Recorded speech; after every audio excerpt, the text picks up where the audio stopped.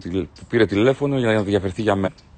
Του λέω τη διεύθυνση του σπιτιού μου και από τη χαρά μου του λέω: αδερφέ, έλα να τα βρούμε, να πιούμε έναν καφέ, να κάτσουμε σπίτι μου και να το λύσουμε. Ό,τι έχει γίνει, έχει γίνει. Δεν υπάρχει θέμα, να το λύσουμε και ευχαριστώ για το ενδιαφέρον σου. Μου λέει: κάνω ένα ντουζάκι και σε παίρνω σε μισή ώρα. Του λέω: το εκτιμάω εγώ και λέω: OK. Με παίρνει μετά από μισή ώρα, μου λέει: σου έχω πληρώσει ταξί να έρθει στα Λιώσια. Και λέω: εντάξει. Γιατί μου λέει: μπορεί να έχει 10 άτομα στο σπίτι σου. Του λέω: αδερφέ, δεν κάνω τέτοια εγώ. Είμαι 42 χρονών. Έχω μια ιδεολογία, τραμπουκισμούς και τέτοια πράγματα δεν κάνω. Δεν έχω κάνει ποτέ πουθενά σε κανέναν. Τέλος πάντων, πάω εγώ στα Λιώσια. Πάω στα Λιώσια. Μ' αφήνει το ταξί σε ένα σημείο γιατί πιο πέρα λέει δεν πάω. OK, του λέω. Προχωράω εκεί πέρα, ξέρω εγώ, 5-10 βήματα. Έρχεται ένα τζιπ με 5 άτομα μέσα και με παίρνει. Όχι, να μην λέμε την αλήθεια. 1, 2, 3, 4 άτομα μέσα και εγώ 5. Ωραία. Με παίρνουνε και ήταν μέσα ο Light.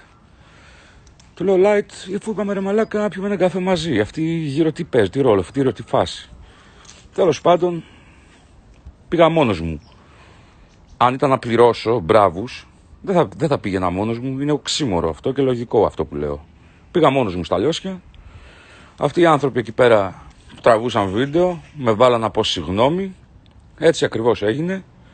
Ούτε κανένα πλήρωσα ποτέ, ούτε θα πληρώσω, γιατί η ιδεολογία μου δεν μου το επιτρέπει και ξέρετε καλά σε ποιο χώρο ανήκω. Από εκεί και πέρα έγινε αυτό που έγινε. Ο Λάτ βγήκε την άλλη μέρα, είπε ότι εγώ πλήρωσα μπράβους και τέτοια, πράγμα που ποτέ δεν έχω κάνει στη ζωή μου, ούτε πρόκειται να το κάνω. Δεν έχω ανάγκη, δεν φοβάμαι κανέναν, ειλικρινά σας το λέω, δεν φοβάμαι κανέναν. Πήγα μόνος μου εκεί πέρα, ας βγει κάποιος να με διαψεύσει, και από εκεί πέρα είδατε αυτό που είδατε. Ο κόσμος κατάλαβε. Θέλω να πω χρόνια πολλά σε όλους, υγεία να έχετε, καλή χρονιά. Θέλω να ευχαριστήσω γιατί έχω ένα πρόβλημα και το περνάω και με βοηθάει η γυναίκα μου, η Βασιλική και η οικογένειά μου. Σας ευχαριστώ όλους, καλή υγεία παιδιά, να προσέχετε τις οικογένειές σας, να είστε όλοι καλά. Δεν έχω να προσθέσω κάτι άλλο, σας είπα ακριβώς τι έγινε. Από εκεί και πέρα ο καθένας κρίνει. Να είστε όλοι καλά, σας ευχαριστώ πάρα πολύ.